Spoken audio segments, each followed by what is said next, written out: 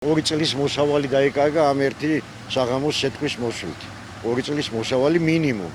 და მეც რო გავითარდება ვაზი, სუსტდება უკვე და იმხელა მოსავალს არასოდეს აღარ მიიღებს, რაც აქამდე უნდა მიეღო.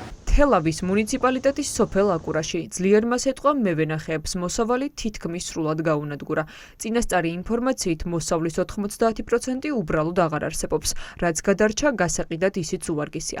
ნახევარ საათიანმა სიტყვა მათობით გლეხი შემოსავლის ერთადერთი წყაროს გარეშე დატოვა. ადგილობრივებმა ისიც კი არ იციან, როგორ გადაიხდიან საბანკო ვალდებულებებს, რომელიც ვენახების გასაშენებლად ჰქონდათ აღებული. ვენახს ყველაზე ხანგრძლივი შრომა უნდა. ალბათ 12 თვიდან 10 თვე მაინც უნდა ვენახში ვიტრიალოთ. აი გაანადგურა მთლიანად ახასიათზე იქნება ადამიანის საერთოდ ამის შემდეგ. როგორც ჩვილი მოუკლა ადამიანს, ალბათ ისია ესეც. უმეტესობას ახლა ბანკის სესხებითა და იმით აქვს ვენახები მოყვანილი აქამდე.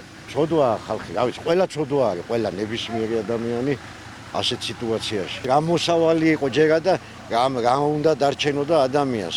ფაქტიურად მე დაანგარიშებული მაქვს და საფერავი მიტოვებდა 20 თეთრს. ის 20 თეთრი ფაქტიურად უკვე წაღებულია და მეტიც.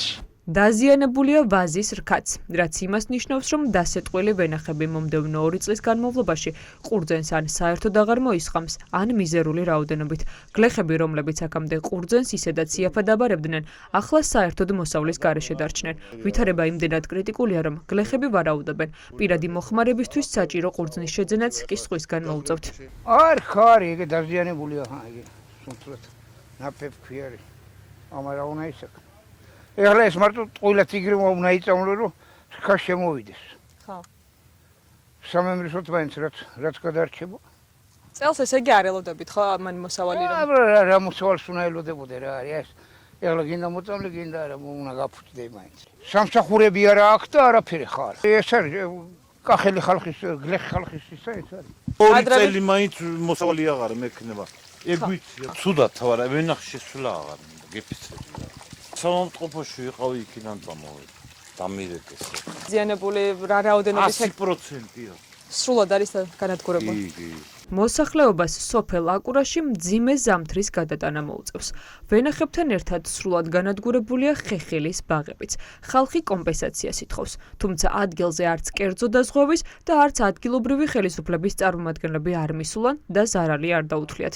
ნახევარი ყურძენია, ვენა ისა გაზაწყვეტილია. ეს არაფერი აღარ არის. ანალოგიური აქეთ არის. ახლავე 80 ეხლა დაზღვევისთვის შეიძლება არ იყოს მაგდენი. ხო. ჩვენთვის ძალიან დიდი ზარალია. ახლავე 400-500 ჰექტარამდე იქნება დაზიანებული. ყველანაირი კულტურა, ვის რაღაც, საზამთრო ედგა, საზამთროა განადგურებული, სიმინდი უდგა, სიმინდია განადგურებული, ლობიო და ასე შემდეგ. ყველანაირი ერთწლიანი და მრავალწლიანი კულტურებია დაზიანებული. ამის ფონზე საქსტატის ბოლო მონაცემებით ირკვევა, რომ ღვინის ექსპორტი 53%-ით შემცირდა. განსაკუთრებული კლებაა რუსეთის მიმართულებით, რაც იმას ნიშნავს, რომ ეს ყურძნის ჩაბარების ფასზე პირდაპირ პროპორციულად აისახება და ისიც შემცირდება. სფეროს ექსპერტები ამბობენ, რომ ამის მთავარი მიზეზი ქართული ღვინის ექსპორტის თითქმის 70%-ით ისეთ არასტაბილურ ბაზარზე დამოკიდებულებაა, როგორიც რუსეთია.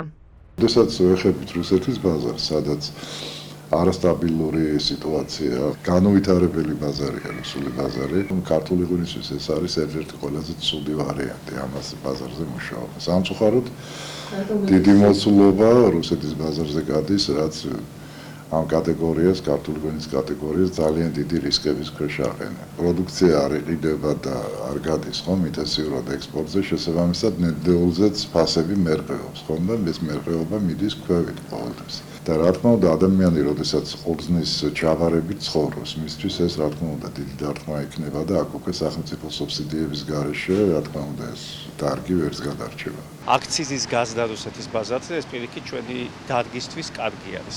იმიტომ რომ სხვა ბაზრებზე იძულებული გავხდეთ უფრო აქტიურად ვიმუშაოთ, თორემ ასეთ კომფორტის ზონაში, როდესაც ნებისმიერი ხარისხის ღვინოთ იაფად, მაგრამ კიდი ადვილად ეს არის დიდი ცდუნება სამწუხაროდ ბევრი ღვინის კომპანიისთვის. უკანასკნელი 4 თვის სტატისტიკამ დაადასტურა, რომ რუსეთის სანდო და სტაბილური პარტნიორი არ აღმოჩნდა. ამიტომ ექსპერტები ფიქრობენ, რომ ქვეყანა სასწრაფო წესით ევროპულ ბაზარზე უნდა გადაერთოს, სადაც რყევები ნაკლებია და სადაც ვაჭრობა უფრო საიმედოა. რუსეთი არის ერთ-ერთი ყველაზე არასტაბილური ბაზარი და რუსეთთან ნებისმიერი სავაჭრო ეკონომიკური ურთიერთობა საკმაოდ მნიშვნელოვან რისკებს შეიცავს. დღევანდელი ჩვენი რუსულ ბაზარზე მოდი პირდაპირ ვთქვათ, საკმაოდ დიდი დამოკიდებულება დაკავშირებული არის ამ ბაზარზე პროდუქციის ძალიან მარტივ ექსპორტთან. ღვინის შემცირებული ექსპორტი უარყოფითად იმოქმედებს გლეხებზეც. ისინი ყურძენს აქამდეც მინიმალურ ფასად აბარებდნენ. ახლა კი ეს თანხა კიდევ უფრო შემცირდება.